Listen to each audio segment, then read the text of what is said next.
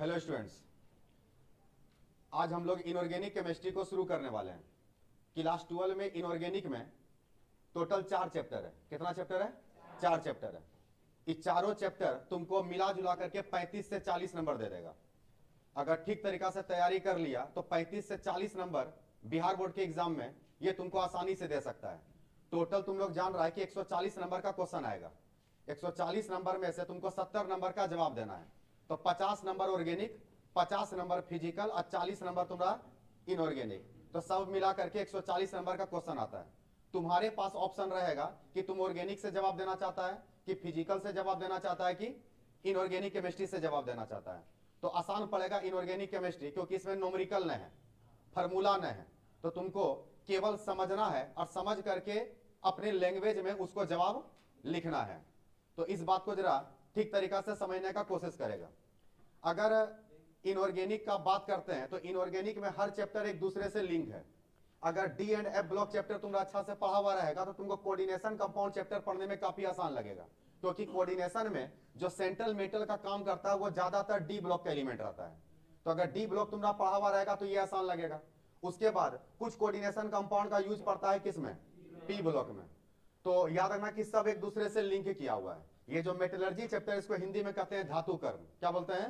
धातु कर्म। तो धातु कर्म चैप्टर जो है, तो धातु कर्म में आएगा अयस्क क्या है, खनिज क्या है, गैंग किसको कहते हैं, स्लैग किसको कहते हैं, फिर उत्प्लावन विधि क्या है, तो ये सब चीज। और उसके बाद तुमको निष्कर्षण पढ़ना है, लोहा का निष्कर्षण, एल्युमिनियम का निष्कर्षण, कॉपर का निष्कर्षण। तो निष्कर्षण के बारे में जानना है।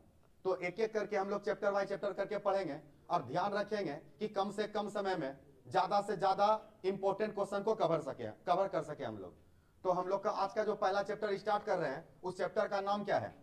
उस चैप्टर का नाम है D and F block element. तो सबसे पहले पहला चैप्टर का नाम लिखो तुम लोग। सबसे पहले पहला चैप्टर का नाम लिखो D and F block element. D and F block element.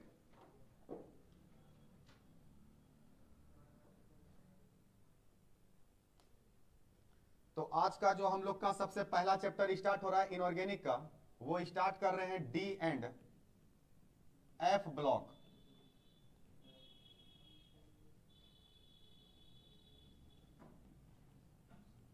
D and F block element. लिखा गया क्या? चलो लिखना बंद करो, 2 मिनट बात को पहले समझ लो। हम लोग जानते हैं कि आवर्त सारणी में टोटल 4 गो ब्लॉक होता है, S block, P block, D block और एफ ब्लॉक। तो हम लोग के सिलेबस में जो अभी दिया हुआ है पढ़ने के लिए, वो 3 गो पढ़ना है। पी ब्लॉक तो अगला चैप्टर होगा, ई चैप्टर में पढ़ना है 2 गो को। किसको किसको? डी ब्लॉक और एफ ब्लॉक को। एस ब्लॉक 11 का टॉपिक है, एस ब्लॉक से हम लोग को कोई लेना देना नहीं है। फिर भी तुम ये जानो कि ये जो पीरियोडिक टेबल है, ये जो पीरियोडिक टेबल है जिसको शॉर्ट में पीटी कहते हैं, सबसे शुरू में आता है एस ब्लॉक, लास्ट में आता है पी ब्लॉक, बीच में आता है डी ब्लॉक और नीचे आता है एफ ब्लॉक। एस में इलेक्ट्रॉन होता है 2 गो। तो एस में अगर इलेक्ट्रॉन 2 गो है, इसलिए इसमें ग्रुप भी 2 गो होगा, ग्रुप नंबर 1 और ग्रुप नंबर 2। एस के बाद पीरियोडिक टेबल में बीच में रखा हुआ है डी ब्लॉक, डी में इलेक्ट्रॉन 10 होता है, इसलिए इसमें ग्रुप भी 10 गो आएगा। तो 10 गो आएगा तो 1 और 2 तो एस ब्लॉक ले लिया। तो ये स्टार्ट होगा ग्रुप नंबर 3 से और खत्म हो जाएगा 12 पे। तो डी ब्लॉक किसको कहते हैं? ग्रुप नंबर 3 से लेकर 12 तक को डी ब्लॉक कहते हैं। अगर ये 12 तक चला गया तो पी में इलेक्ट्रॉन का संख्या 6 होता है। तो इसका मतलब ये स्टार्ट होगा 13 से और खत्म हो जाएगा 18 पे। तो ना तो हमको अभी पी ब्लॉक का बात करना है और ना तो हमको एस ब्लॉक का बात करना है। हम लोग के अभी काम का चीज है डी और एफ। और एफ में टोटल इलेक्ट्रॉन 14 होता है, इसलिए इसमें ऐसा 14 को खटाल मिलेगा। इस टाइप से छोटा छोटा करके क्या को खटाल मिलेगा? 14 को। तो 14 एलिमेंट ऊपर और 14 एलिमेंट नीचे। तो एफ ब्लॉक में टोटल तत्वों की संख्या 28 होती है। एफ ब्लॉक में कुल तत्वों की संख्या 28 होती है। और डी ब्लॉक में टोटल 40 गो तत्व है। डी ब्लॉक में टोटल कितना तत्व है? 40 हो। तो चैप्टर का नाम पहले हम लोग डी ब्लॉक को पढ़ेंगे, उसके बाद हम लोग एफ ब्लॉक को पढ़ेंगे। तो अगर डी ब्लॉक का बात शुरू करते हैं तो पहला क्वेश्चन यही है कि डी ब्लॉक किसको कहते हैं? डी ब्लॉक क्या है? तो हम लोग बोलेंगे वर्ग 3 से लेकर के वर्ग 12 तक को डी ब्लॉक कहते हैं। वर्ग 3 से लेकर वर्ग 12 तक को क्या बोलते हैं? डी ब्लॉक कहते हैं। अगला क्वेश्चन है कि डी ब्लॉक एलिमेंट किसको कहते हैं?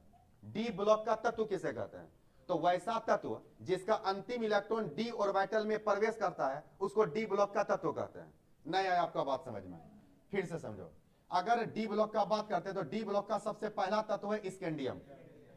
डी ब्लॉक का सबसे पहला तत्व है स्कैंडियम। तो 20 तक का इलेक्ट्रॉनिक विन्यास लिखेंगे। तो इलेक्ट्रॉनिक विन्यास लिखेंगे तो 1s2 2s2 2p6 3s2 3p6 4s2 और 3d। तो ऊपर जोड़ो 2 4 10 12 18 20, 20 में एक जोड़ेंगे तो 21। और ये याद होना चाहिए, है ना। ये सब 11 का ही टॉपिक है, अगर याद नहीं तो उसको याद कर लेना है, ठीक ना, क्योंकि हर बार इनऑर्गेनिक में हर जगह पे इसका यूज पड़ेगा, तो इसको याद करना बेहद जरूरी है। तो मान लो कि तुम लोग इसको याद कर लिया, तो 20 यहां तक पूरा और 1 21, तो अंतिम इलेक्ट्रॉन किस में गया? डी में गया। इसलिए स्कैंडियम जो है ये डी ब्लॉक का एलिमेंट है। इसलिए स्कैंडियम कौन ब्लॉक का एलिमेंट है? तो अगर क्वेश्चन आया कि डी ब्लॉक का तत्व किसे कहते हैं, तो याद रखेगा कि वैसा तत्व जिसका अंतिम इलेक्ट्रॉन डी सबसेल में डी उपकक्षा में प्रवेश करता है, वैसे तत्व को डी ब्लॉक का एलिमेंट कहते हैं। बात क्लियर है? ऑब्जेक्टिव के लिए बहुत इंपॉर्टेंट है कि डी ब्लॉक का नाम पूछ लेता है कि डी ब्लॉक को किस नाम से जाना जाता है, तो याद रखेगा संक्रमण तत्व। क्या बोलते हैं? संक्रमण तत्व। डी ब्लॉक को संक्रमण तत्व के नाम से जानते हैं, ट्रांजिशन एलिमेंट के नाम से जानते हैं। ट्रांजिशन एलिमेंट संक्रमण तत्व। और एक इंपॉर्टेंट क्वेश्चन है कि संक्रमण तत्व रंगीन होते हैं क्यों? संक्रमण तत्व जो होता है ना वो रंगीन होता है, उसका जो यौगिक बनता है वो कैसा होता है? रंगीन होता है। तो उसको भी अभी हम लोग थोड़ा देर में देखने वाले हैं। पहले ही तुम लोग समझो कि स्कैंडियम डी ब्लॉक का सबसे पहला एलिमेंट है। स्कैंडियम डी ब्लॉक का सबसे पहला एलिमेंट, और अंतिम इलेक्ट्रॉन किस में गया? डी में गया, इसलिए इसको डी ब्लॉक का एलिमेंट कहेंगे। तो अभी तक मिला जुला करके 2 क्वेश्चन आया। तो पहला क्वेश्चन ये आया कि डी ब्लॉक हम लोग किसको कहते हैं, तो याद रखेगा ग्रुप नंबर 3 से लेके ग्रुप नंबर 12 तक को डी ब्लॉक कहते हैं। ग्रुप नंबर 3 से लेके ग्रुप नंबर 12 तक को क्या बोलते हैं? डी ब्लॉक कहते हैं। और डी ब्लॉक का तत्व किसे कहते हैं? तो वैसा तत्व जिसका अंतिम इलेक्ट्रॉन डी ऑर्बिटल में प्रवेश करता है, वैसा तत्व को डी ब्लॉक का तत्व कहते हैं। इसमें कुल तत्वों की संख्या 40 है और सभी तत्व धातु है। इसमें कुल तत्वों की संख्या 40 है और सभी तत्व क्या है? सभी तत्व धातु है। और इन सारे तत्वों का नाम है संक्रमण तत्व। इन सारे तत्वों का नाम क्या है? संक्रमण तत्व। क्वेश्चन ये भी पूछेगा कि संक्रमण तत्व किसे कहते हैं, और तुम ई बोल के निकल गया कि डी ब्लॉक को संक्रमण तत्व कहते तो मामला गड़बड़ा जाएगा, एक कोई नंबर नहीं देगा, ठीक ना। इसका कुछ और भी कंडीशन हम लोग देखने वाले हैं। तो डी ब्लॉक को संक्रमण तत्व कहते हैं, लेकिन संक्रमण तत्व को डी ब्लॉक नहीं कहते हैं। अब इसके पीछे क्या लॉजिक है अभी हम लोग थोड़ा देर में देखने वाले हैं। तो चैप्टर का नाम है डी एंड एफ ब्लॉक, इसमें हम लोग पहले पढ़ने वाले हैं किसको? डी ब्लॉक को। पहला क्वेश्चन लिखो। पहला क्वेश्चन लिखेगा डी ब्लॉक, काफी इंपॉर्टेंट नंबर उठाने के ख्याल से क्वेश्चन लिखेगा डी ब्लॉक क्या है? क्वेश्चन लिखेगा डी ब्लॉक क्या है? डी ब्लॉक क्या है? लिखना आंसर में, आंसर में लिखना आवर्त सारणी में, आवर्त सारणी में वर्ग 3, आवर्त सारणी में वर्ग 3 से वर्ग 12, आवर्त सारणी में वर्ग 3 से वर्ग 12 तक को, आवर्त सारणी में वर्ग 3 से वर्ग 12 तक को डी ब्लॉक कहते हैं। आवर्त सारणी में वर्ग 3 से वर्ग 12 तक को डी ब्लॉक कहते हैं। इस डी ब्लॉक में, इस डी ब्लॉक में कुल 40 तत्व हैं। इस डी ब्लॉक में कुल 40 तत्व हैं। इस डी ब्लॉक में कुल 40 तत्व हैं और सभी तत्व धातु हैं, और सभी तत्व धातु हैं, और सभी तत्व धातु हैं। क्लियर है बात? सभी तत्व क्या हैं? धातु हैं। तो डी ब्लॉक का ऑब्जेक्टिव पूछेगा तो याद रखेगा ग्रुप नंबर 3 से लेकर ग्रुप नंबर कहां तक को? 12 तक को। अब अगला क्वेश्चन है कि डी ब्लॉक का तत्व किसे कहते हैं? अगला क्वेश्चन लिखो, डी ब्लॉक का तत्व किसे कहते हैं? अगला क्वेश्चन लिखेगा डी ब्लॉक का तत्व किसे कहते हैं? डी ब्लॉक का तत्व किसे कहते हैं? एलिमेंट। डी ब्लॉक का तत्व किसे कहते हैं? लिखा गया? लिखा गया। तो इसका मतलब क्या लिखेंगे? वैसा तत्व जिसका अंतिम इलेक्ट्रॉन किसमें जाता हो? डी, डी उपकक्षा में, डी उपकक्षा, डी सबसेल। डी सबसेल में जिसका अंतिम इलेक्ट्रॉन जाएगा उसी को हम लोग बोलेंगे डी ब्लॉक का तत्व। लिखेगा, आंसर लिखना, वैसा तत्व जिसका अंतिम इलेक्ट्रॉन, वैसा तत्व जिसका अंतिम इलेक्ट्रॉन, वैसा तत्व जिसका अंतिम इलेक्ट्रॉन डी उपकक्षा में, वैसा तत्व जिसका अंतिम इलेक्ट्रॉन डी उपकक्षा में प्रवेश करता है, वैसा तत्व जिसका अंतिम इलेक्ट्रॉन डी उपकक्षा में प्रवेश करता है उसे डी ब्लॉक का तत्व कहते हैं। वैसा तत्व जिसका अंतिम इलेक्ट्रॉन डी उपकक्षा में प्रवेश करता है, वैसा तत्व जिसका अंतिम इलेक्ट्रॉन डी उपकक्षा में प्रवेश करता है उसे डी ब्लॉक का तत्व कहते हैं। क्या कहते हैं? डी ब्लॉक का तत्व कहते हैं। एग्जाम्पल उतारो, स्कैंडियम, डी ब्लॉक का सबसे पहला तत्व कौन है? स्कैंडियम है। तो एग्जाम्पल उतारो, स्कैंडियम 21, अब विन्यास लिखो 1s2 2s2 करके, लास्ट इलेक्ट्रॉन जाएगा 3d1 में। इसमें कोई कंफ्यूजन है? इसमें कोई कंफ्यूजन है? चल आगे ध्यान दो जरा। तो हम लोग को पता चल गया कि ये जो डी है इसमें इलेक्ट्रॉन का संख्या टोटल 10 है, जो स्टार्ट होगा ग्रुप नंबर 3 से।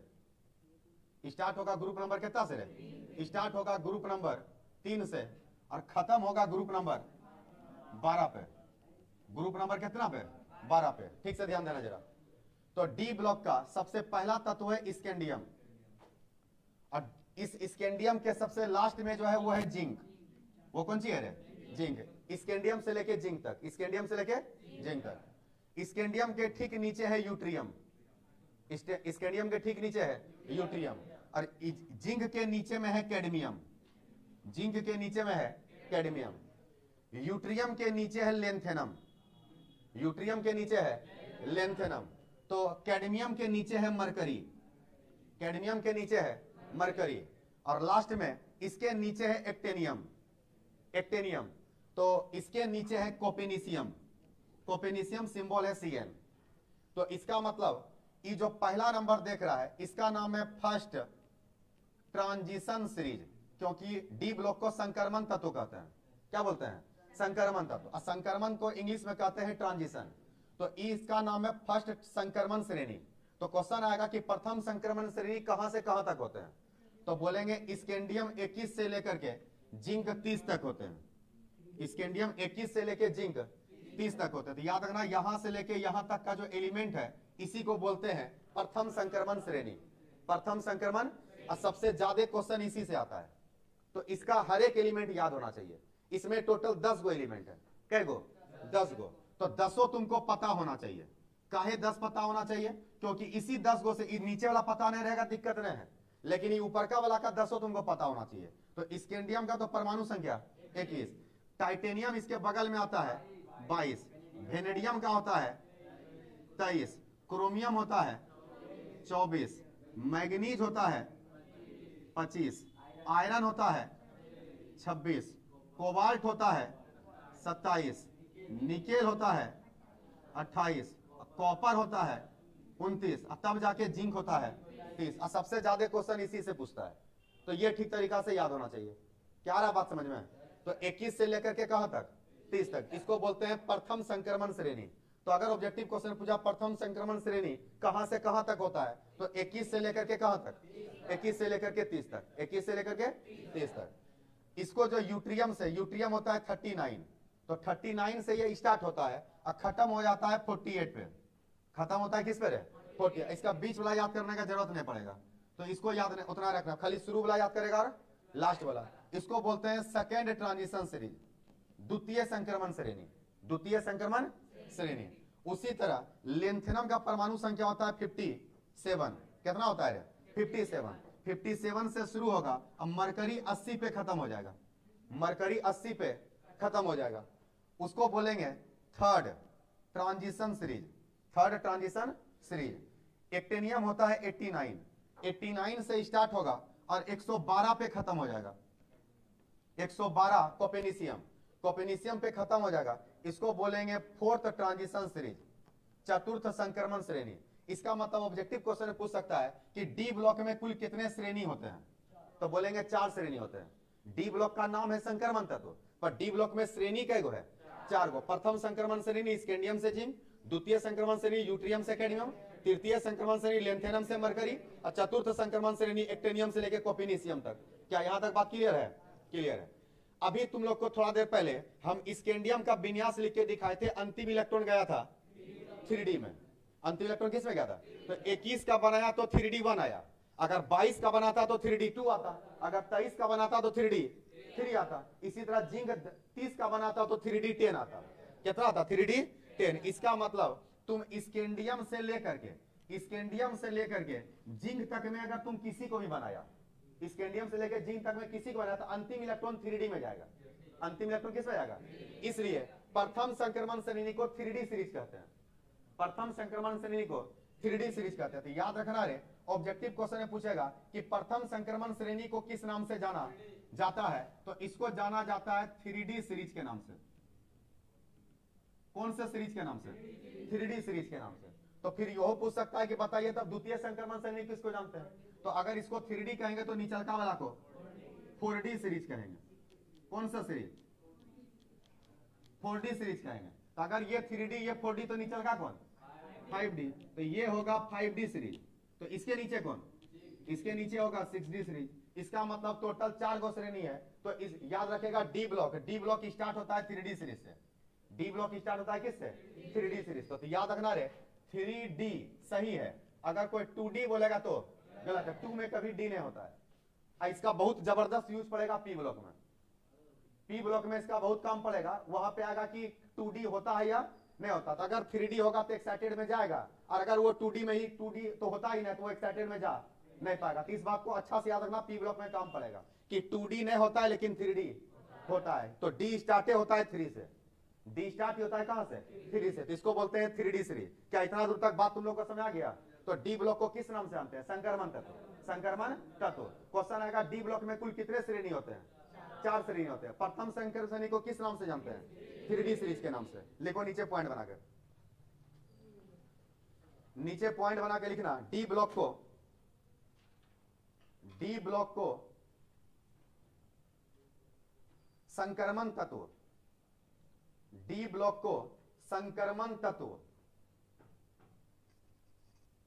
डी ब्लॉक को संक्रमण तत्व के नाम से जाना जाता है। डी ब्लॉक को संक्रमण तत्व के नाम से जाना जाता है। डी ब्लॉक को संक्रमण तत्व के नाम से जाना जाता है। इसमें कुल 4 श्रेणी होते हैं। इसमें कुल 4 श्रेणी होते हैं। इसमें कुल 4 श्रेणी होते हैं। कितने श्रेणी? 4 श्रेणी होते हैं। तो यहां से उतारो, प्रथम संक्रमण श्रेणी स्कैंडियम से लेकर कहां तक? जिंक। इसका बीच का भी सब लिख लेना, क्योंकि ये वाला ज्यादा इंपॉर्टेंट है। इसका हर एक एलिमेंट याद होना चाहिए। उतारो यहां से, प्रथम, द्वितीय, तृतीय और चतुर्थ, चारों उतारो। जिस टाइप से लिखे उसी टाइप से लिखो, तेजी में लिखो।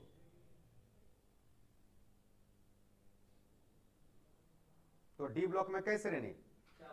और डी ब्लॉक में कितना ग्रुप? 10 ग्रुप। अभी ने देखा 3 से लेकर के 12 तक, टोटल 10 गो एलिमेंट इसमें, 10 गो इसमें, 10 गो इसमें, 10 गो इसमें, सब मिला के 40 गो। तो हमने लिखवाए डी ब्लॉक में कुल तत्वों की संख्या 40 होती है। छाप लिया?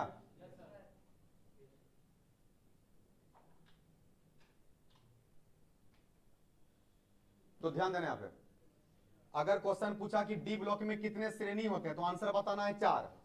कि प्रथम संक्रमण श्रेणी, द्वितीय, तृतीय और ये चतुर्थ।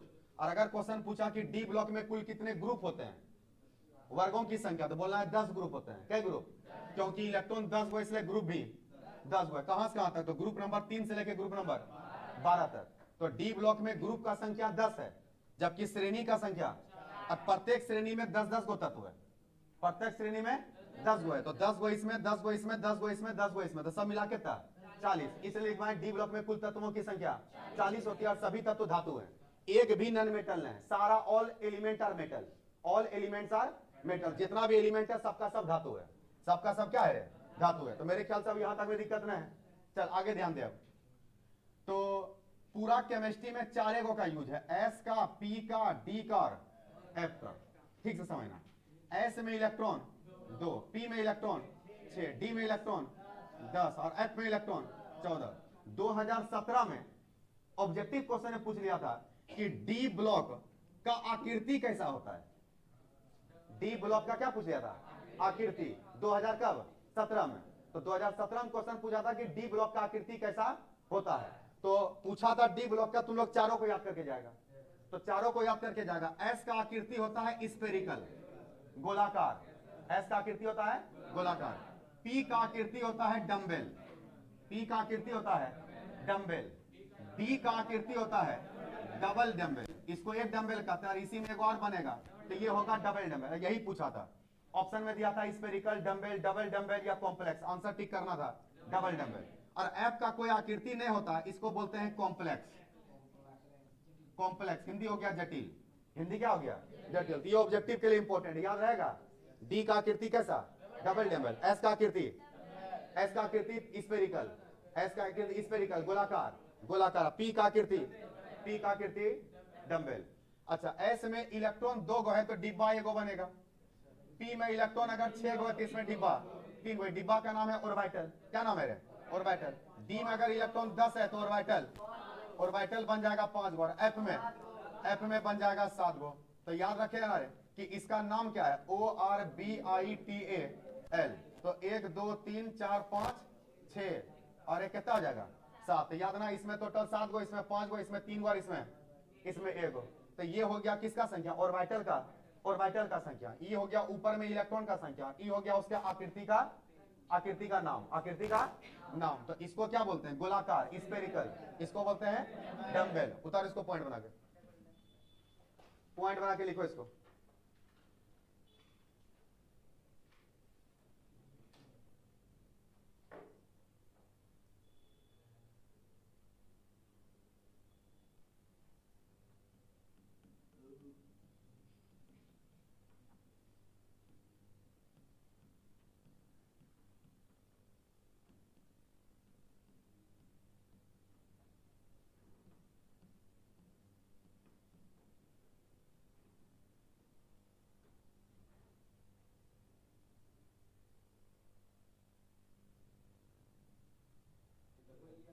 गोलाकार, स्फेरिकल का हिंदी है गोलाकार।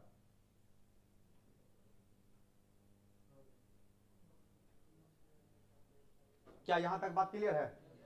क्लियर है। चलो आगे ध्यान दो, ध्यान देना। एग्जाम में क्वेश्चन आता है कि MnO4 में Mn का निकालिए ऑक्सीडेशन नंबर। क्या पूछता है? Oxidation number.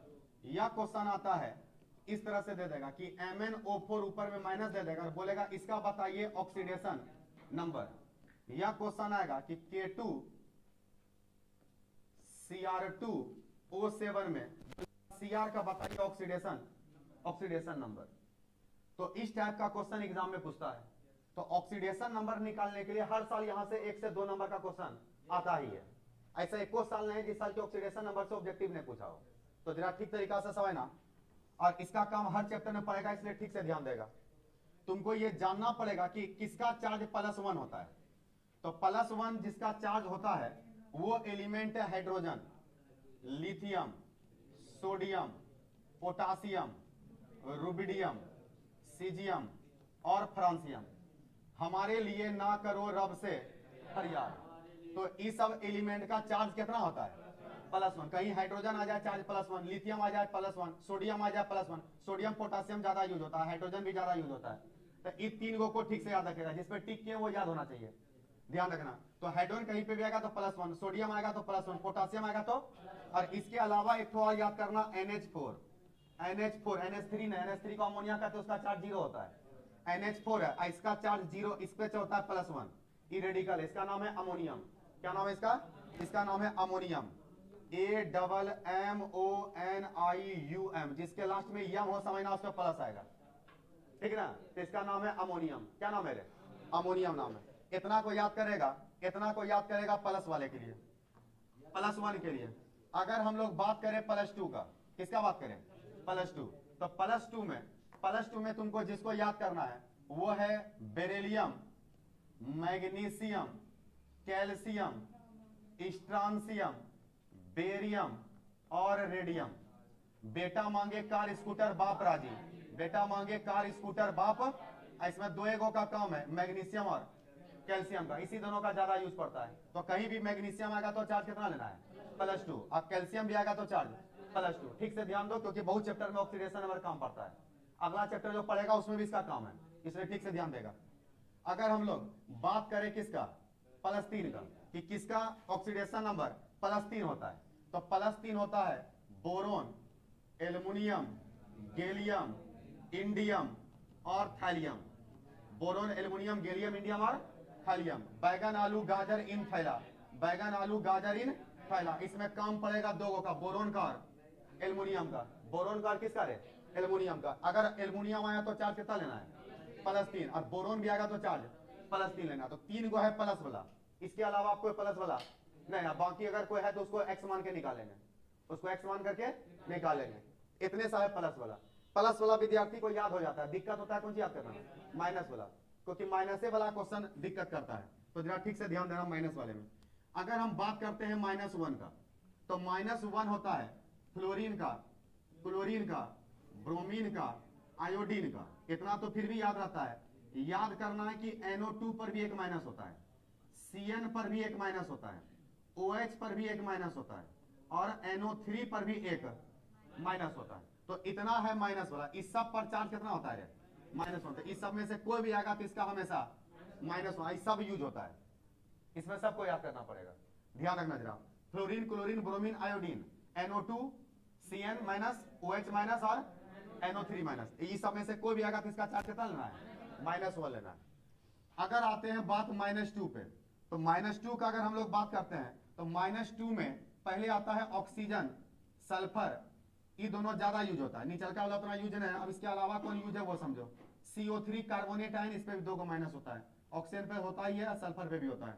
इसके अलावा SO4 सबसे ज्यादा यूज होता है। SO4 पर भी 2 को माइनस होता है। कहीं पे भी SO4 है उसका चार्ज कितना लेना है? -2 लेना है। उसके बाद आता है ऑक्सीलेटो, C2O4, इस पे भी 2 को माइनस होता है। C2O4 पे भी क्या को माइनस होता है? 2 को माइनस होता है। तो इतना को तुमको याद करना पड़ेगा। और SO3 भी होता है, SO4 भी होता है, SO3 भी होता है। इस सब पर चार्ज आता है -2। इस सब पे चार्ज कितना आता है? -2। कहीं ऑक्सीजन आ जाए उसका चार्ज -2, सल्फर आएगा तो -2, SO4 आएगा तो -2। तो इस सब का चार्ज -2 होता है। -1 हो गया, -2 हो गया, तो बच कौन गया? -3। तो -3 किसका किसका होता है? तो -3 जो होता है वो होता है फास्फोरस का और नाइट्रोजन का। तो पहले आता है नेपाल, फिर आता है पाकिस्तान, ठीक ना। तो याद रखेगा कि नाइट्रोजन पर भी चार्ज -3 होता है, फास्फोरस पर भी चार्ज -3 होता है। इसके अलावा तुमको याद करना है PO4 पे 3 माइनस होता है, अब PO3 पर भी 3 माइनस होता है। PO4 पे भी 3 माइनस, अब PO3 पर भी कितना माइनस? 3 माइनस। तो इतना है माइनस वाला। इतना है कौन वाला? माइनस वाला। अच्छा, कुछ का चार्ज 0 भी होता है। जीरो चार्ज किसका होगा? जो जो छोटा छोटा यौगिक है। वैसे किसी भी यौगिक का टोटल चार्ज 0 ही होता है, क्योंकि यौगिक उसको ही कहते हैं जिसमें धन आवेश की संख्या ऋण आवेश की संख्या के बराबर होता है। प्लस और माइनस बराबर होगा तो 0 ही जाएगा। तो जरा ठीक से समझना रहे। अगर कहीं पर भी कार्बन मोनोऑक्साइड आ गया तो तुमको इसका चार्ज क्या लेना है? 0। अगर कहीं पर अमोनिया आ जाए NH3 तो इसका भी चार्ज क्या लेना है? 0। अगर मीथेन आ जाए CH4 तो इसका भी चार्ज 0। अगर जल आ जाए तो इसका भी चार्ज 0। अगर कार्बन डाइऑक्साइड आ जाए तो इसका भी चार्ज 0। तो अगर कोई छोटा छोटा यौगिक टाइप से आ रहा है तो समझना है कि उसका चार्ज 0 लेना है। तो इसको तुमको याद करना पड़ेगा। इसको याद करने से 3 गो चैप्टर बढ़िया हो जाएगा। क्या गो चैप्टर? 3 गो चैप्टर बढ़िया हो जाएगा। एक तो ई चैप्टर बढ़िया होगा, DNA ब्लॉक। इसके बाद जो आएगा कोऑर्डिनेशन कंपाउंड, उसमें भी इसका बहुत यूज है। और अगला जो पड़ेगा P ब्लॉक, उसमें भी इसका यूज है। इसलिए इसको याद किया तो 3 चैप्टर आसान रहेगा। बात समझ में आ रहा है ना? इसलिए ध्यान रखना है कि अगर चाहता है कि हम रटे नहीं, समझें, अपने से बना सके। तो थोड़ा थोड़ा चीज जो बोलते हैं याद करना है, उसको याद कर लेना है। अब मान लेते हैं कि तुमको ये याद हो गया। अगर ये याद हो गया तो अब मान लो यही क्वेश्चन एग्जाम में आ गया कि क्वेश्चन दिया कि KMnO4 में Mn का ऑक्सीडेशन नंबर निकालिए। तो जिसको निकालना है उसको x मान लेना है, जिसको निकालना है उसको क्या मान लेना है, x। तो ऐसा करते हैं हम लोग सर, इसको x मान लेते हैं। तो चलो इसको मान लिए x, Mn को क्या मान लिए, x मान लिए। अगर इसको निकालना है तो इसको x मानेंगे तो बाकी का मान रखना पड़ेगा। तो तुम लोग बता पोटासियम का चार्ज कितना होता है, +1। तो इक्के को ने पोटासियम, तो इसका हो गया +1। और ऑक्सीजन का चार्ज बोलो, ऑक्सीजन का चार्ज होता है -2 एगो का, एगो का -2, तो एगो का -2 तो 4 गो का कितना, -8। तो बराबर के यहाँ गया -8। और अगर ये यौगिक है तो बराबर के बाद हमेशा 0 होगा। तो इसका मतलब ये माइनस में और ये प्लस में, तो 8 में से 1 गया -7, -7 बराबर क्यों उधर गया। इसका मतलब पता चल गया सर, यहाँ Mn का ऑक्सीडेशन नंबर +7 आएगा। Mn का ऑक्सीडेशन कितना आएगा, +7। ये जो +7 निकला इसका नाम क्या है, ऑक्सीडेशन नंबर, ऑक्सीकरण संख्या, ऑक्सीकरण संख्या। और एक और नाम है ऑक्सीडेशन स्टेट, ऑक्सीडेशन स्टेट, ऑक्सीकरण अवस्था। तो चाहे ऑक्सीडेशन नंबर पूछे या ऑक्सीडेशन स्टेट पूछे, दोनों सेम चीज है, दोनों सेम चीज है। ये हो गया पहला नंबर। अब आ जाओ दूसरा नंबर में, इसमें भी निकालना है किसको, Mn को। पर दिक्कत है कि यहाँ ऊपर में चार्ज भी है। जब चार्ज न रहेगा तो बराबर के बाद 0 ले लेंगे, लेकिन अगर चार्ज आ गया तो जितना आएगा वही बराबर के बाद ले लेंगे। तो यहाँ पर इसको तो निकालना है, तो क्या मान लिए x, 1 गो का -2 तो 4 गो का -8, और जितना होगा बराबर के बाद उतना ले लेंगे। तो 1 गो माइनस है इसलिए बराबर के बाद -1, अगर 2 माइनस होता तो बराबर के बाद -2 ले लेते हैं। अब यहाँ पर ये माइनस उधर जाके प्लस में, इसका मतलब सर ये होगा 8 - 1, इसका भी आंसर +7 आएगा, इसका भी आंसर +7 आएगा। क्लियर है, क्लियर है। अब यहाँ पर है K2Cr2O7, K2Cr2O7, इसमें बोलता है Cr को निकालिए। तो अगर Cr को निकालना है तो उसको x मानेंगे, लेकिन कै गो Cr है, 2 गो, तो इसका मतलब 2x हो जाएगा। इसका मतलब कितना आ जाएगा, 2x। अब पोटासियम कै गो, पोटासियम है 2 गो, तो 2 पोटासियम है तो 1 गो का +1 तो 2 गो का +2, ऑक्सीजन का -2 तो 7 गो का -14, यौगिक है तो बराबर के बाद 0। पता कैसे करते हैं यौगिक, ऊपर में चार्ज न है, अगर चार्ज न है तो बराबर के बाद 0 दे देना है।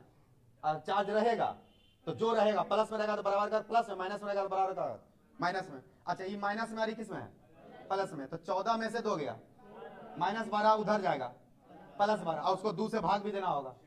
इसका मतलब सर यहाँ हो गया, इसको सॉल्व करेगा तो 12/2 आएगा। इसका सही आंसर है +6। इसका मतलब इस कंपाउंड में क्रोमियम का ऑक्सीडेशन नंबर +6 है। समझ में आ रहा है बात कि कोई दिक्कत है, नहीं दिक्कत। तो अगला क्वेश्चन समझो, अगला क्वेश्चन है ओलियम H2H2O7, H2H2O7, इसका नाम है OLEUM। 3-4 बार तो केवल इसका फार्मूले पूछ लिया है। ओलियम का सूत्र याद रखेगा H2H2O7, इसको क्या बोलते हैं, ओलियम। ओलियम में बोलता है सल्फर का निकालिए ऑक्सीडेशन नंबर। तो अगर सल्फर का ऑक्सीडेशन में सल्फर कै गो है, 2 गो, तो 1 गो का x मानेंगे तो 2 गो का 2x। हाइड्रोजन का चार्ज बोलो, +1 1 गो का, 1 गो का +1 तो 2 गो का +2। ऑक्सीजन का चार्ज -2 1 गो का, 1 गो का -2 तो -14 बराबर 0। 14 में से 2 गया, -12, भाग भी लगेगा और उधर भी जाएगा। तो इसका भी आंसर आएगा +6, इसका भी आंसर आएगा +6। समझ में बात आ रहा है कि कोई दिक्कत है, नहीं दिक्कत।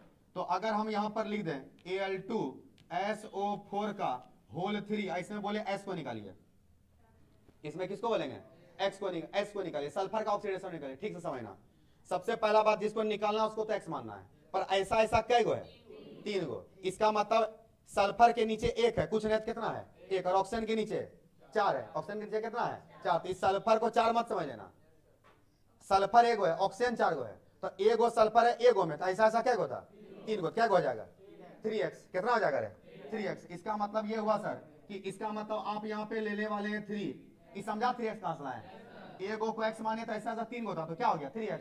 अब बता रहे एल्युमिनियम का चार्ज, अब बता एल्युमिनियम का चार्ज। तो यही तो याद करना है, यही तो याद करना है कि किसका चार्ज कितना होता है। कहां लिखे थे, यहाँ लिखे थे, कहीं एल्युमिनियम दिखता है तुम लोग को, यहाँ देखो, देखा एल्युमिनियम का चार्ज कितना है +3। इसको याद करेगा तभी क्वेश्चन बन पाएगा, और खासकर जिसमें टिक किए उसको याद कर लेना है। तो इसका मतलब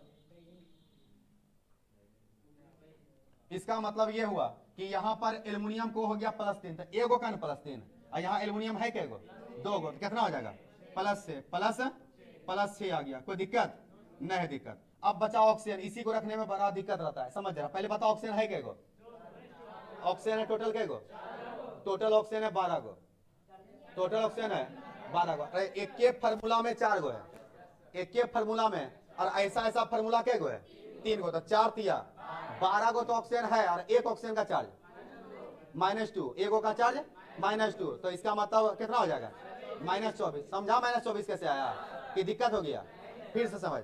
एक SO4 में 4 ऑक्सीजन है, और ऐसा क्या गो है 3 गो, तो 4 तिया 12 गो ऑक्सीजन है, और एक ऑक्सीजन पे चार्ज -2 होता है, तो 12 गुना -2 -24। क्या क्लियर है? अब यौगिक है तो बराबर के बाद 0, तो 24 माइनस में प्लस में घटेगा, तो घट के बचा -18, ये माइनस उधर जाके प्लस, 18 को 3 से भाग भी लगेगा, तो इसका भी आंसर निकला प्लस। इसका मतलब सर यहाँ सल्फर का आंसर +6 है, यहाँ पे सल्फर का आंसर +6 है। तो ऐसा वाला दे देगा तो बनेगा तुम लोग से? अरे बनेगा कि नहीं बनेगा, कि दिक्कत हो जाएगा? नहीं होगा दिक्कत, नहीं होगा दिक्कत। तो सर यहाँ पर है K4 बिग ब्रैकेट है, Fe है, और CN का होल 6 है। अब बोला निकालिए ऑक्सीडेशन नंबर Fe का, किसका निकालने बोल दिया? Fe का। तो जिसको निकालना है उसके बारे में दिमागे नहीं लगाना, उसको आंख कान मुन करके X मान लेना है, उसके बारे में कुछ नहीं सोचना। जिसके नीचे निकालने बोला उसको क्या मानना है? X। अब बता रहे पोटासियम के गो 4 गो, एक पोटासियम का चार्ज, एगो का +1, तो 4 गो का +4, तो यहां से आया +4। CN का चार्ज बोलो, CN का चार्ज, यही तो याद करना है। ये याद नहीं रहा तो भारी दिक्कत हो जाएगा। फिर कहीं CN दिखता है, कहीं दिखता है CN माइनस, और CN माइनस का चार्ज कितना? -1। तो इसका मतलब ये हुआ, इसका मतलब ये हुआ कि एगो पे चार्ज -1, तो 6 गो पे कितना? -6, तो 6 गो पे हो गया -6, बराबर के बाद तो 0 लिखेंगे। ई माइनस में रही प्लस में, 6 में से 4 गया, -2 उधर गया। इसका मतलब सर यहाँ पे आयरन का, यहाँ पर आयरन का ऑक्सीडेशन नंबर +2 है, यहाँ पर आयरन का ऑक्सीडेशन नंबर +2 है। तो इस टाइप का क्वेश्चन देख के हड़बड़ाना नहीं, आसान रहता है। बस X मानना और सबको याद रखना है कि कैसे कैसे मान को रखा गया है। क्या मेरा बात तुम लोग को समझ में आ रहा है? तो अगर हम लिख दें अमोनियम आयन NH4 पे प्लस, अब बोल दिया इसमें निकाल के दिखाओ नाइट्रोजन का, किसको निकाल के दिखाओ? नाइट्रोजन का। तो जिसको निकालना है उसको X, एगो का +1 तो 4 गो का +4, इस पे कितना प्लस है? बराबर के बाद लेंगे +1, जितना होगा बराबर के बाद जाएगा, प्लस में तो प्लस में, ई प्लस से उधर जाके माइनस में। इसका मतलब सर -4 और +1, इसका मतलब इसका आंसर +3। बहुत आसान है। क्या बोला? -3 नहीं आएगा क्या? बड़ा का जो चिन्ह रहेगा वही ना आएगा जी, तो आंसर आ गया -3। क्या कंफ्यूजन है? तो अगर ऊपर में कुछ नहीं है तो बराबर के बाद 0, अगर प्लस है तो बराबर के बाद में प्लस, 2 प्लस है 2 प्लस, 1 प्लस है तो 1 प्लस, अगर ऊपर माइनस है तो जितना माइनस रहेगा बराबर के बाद वही रख लेंगे। क्या क्लियर है बात? तो ऑक्सीडेशन नंबर अगर ठीक से तुमको बनाना है तो तुमको केवल और केवल ये याद होना चाहिए। अगर ये याद है तो 3 चैप्टर बढ़िया होगा। कई चैप्टर? 3 चैप्टर। उतार पड़ा इसको। क्या बोलता है? डी ब्लॉक से 8 नंबर, बस 4 दिन का खेला है। कई दिन का खेला है? 4 दिन का, 4 दिन में 8 नंबर।